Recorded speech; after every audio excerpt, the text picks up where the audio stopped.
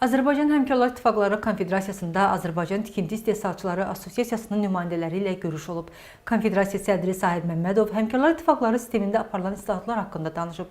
Üzvlərin sağlamlığının qorunması, müalicə və istirahətinin təşkili istiqamətində görülən işləri, tətbiq olunan yenilikləri diqqətə çatdırıb.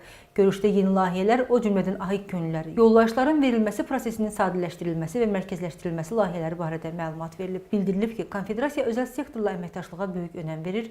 Bu sahədə çalışanların Həmkarlar İttifaqlarında birləşməsinə dəstək göstərir. Azərbaycan Tikinti İstehsalçıları Assosiasiyasının idarə heyətinin sədri Ramiz İsayev rəhbərlik etdiyi qurumun fəaliyyəti barədə məlumat verərək əsas məqsədin ölkədə tikinti materialları istehsalına dəstək vermək olduğunu qeyd edib.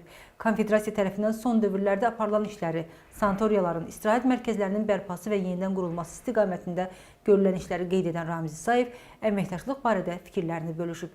Görüşdə qarşılıqlı əlaqələrin əhəmiyyəti vurğulanıb, bu istiqamətdə müzakirələr aparılıb.